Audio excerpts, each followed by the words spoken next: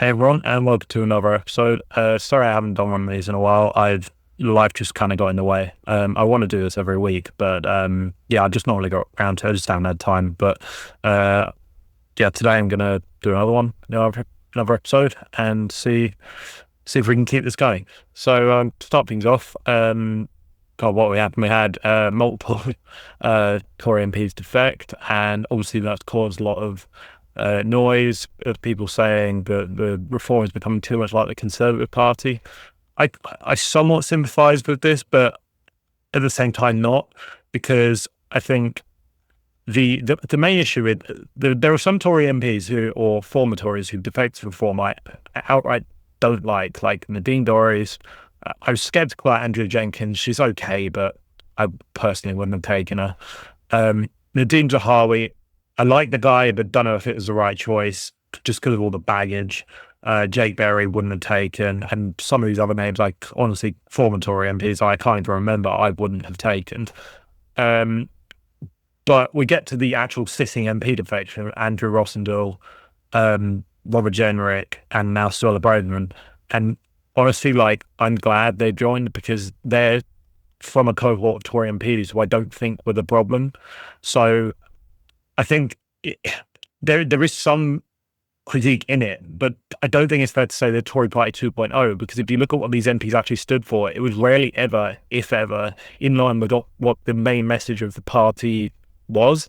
So I mean, in reality, what we've got is the right flank of the Conservative Party and the side of it that was more in tune with the coalition that Boris built in 2019. That cohort of old school Labour voters, but they're otherwise kind of right wing. It's them. They're the core reform voter, and these MPs basically agree with those people on most things. So I think it kind of just makes sense for them to join reform because it's a more natural fit for everyone. That being said, I don't know if there's many more I would take. I think possibly Katie Lamb would be one. I'd say, but beyond that, I think shutting the doors May the 7th is the right call because there's so few other names I can think of that would genuinely be like, as Nigel said, I think if they can add to the party, that's fine, but there aren't many more I can see of actually adding anything of substance. And we don't want to become a basically retirement home for failed Tory MPs. So yeah, it's positive for now. I think they've just got to be a bit careful with who they take. But I know they are listening to that feedback, and they actively hear it. So I'm not too worried. But then we get on to today, where obviously that was by-election coming up in Manchester, and Reform announced a candidate of Matt Goodwin, which, to be honest, I wasn't expecting. I really like the guy. He does apparently have connections to the area, so it's not that crazy or outlandish of a selection. I think he's got a decent chance, but the problem is the Greens are going to put up a fight, and as we can probably expect, there will be a decent amount of sectarian voting. The so-called Muslim Vote campaign has already endorsed the Green Party in that constituency.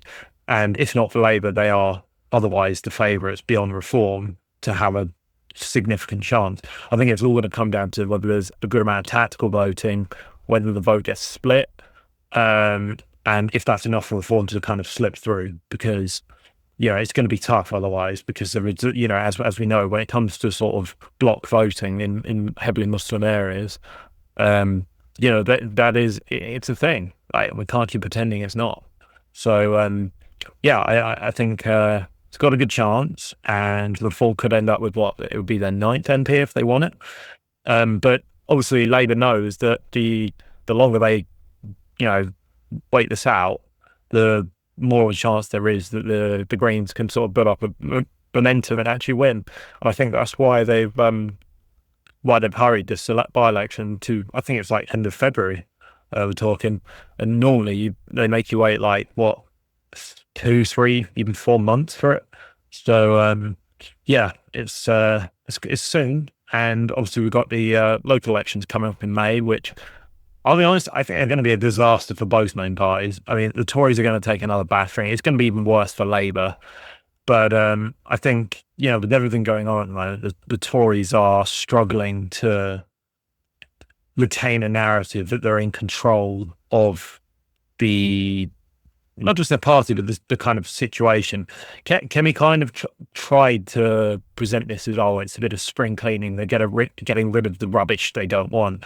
But that doesn't really work when you lose Generic, who was, basically, I know he was, there was rumors that he was in talks, but he was otherwise, their big hitter. He was doing all this really effective campaigning that people wanted to hear. And it was like, he was presented as, the one thing that could potentially derail reform and give the Tories a good chance of coming back. And, and he was the most popular frontbencher for the Conservatives.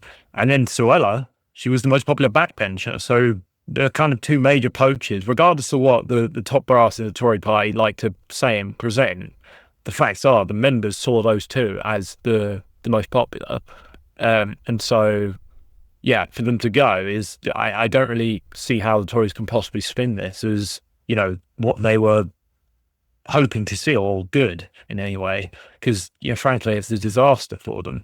Not that it wasn't expected, but there are other MPs who are also sympathetic to both Jenrick and Suella who could either potentially now make the move, or at least a base of support could go with them that we're, I think already starting to see. Yeah, so we've got that happening. Chagos possibly getting derailed. I think it's obviously been delayed, but there's now talk that the US could be, even with the deal, could be blocked from having any nuclear weapons there, which I don't see how the Americans are ever going to be okay with that. Mauritius is basically, as a part of the agreement, would be demanding that no nuclear weapons are stationed there. I just think that's obviously untenable. I mean, the deal's ridiculous as it is, and it just shouldn't be happening. It's ridiculous that we're even having to rely on Trump to just derail this, to stop our own government from self-harming. But that is unfortunately where we are. So, there's still time for it to be stopped, but time is running out. And I think it's hard to see how we can stop it other than with the Americans just putting such enormous pressure on Starmer that he drops it. But even that, I don't know. They seem absolutely adamant to get this through. I think that's really kind of all I've got to say for this week.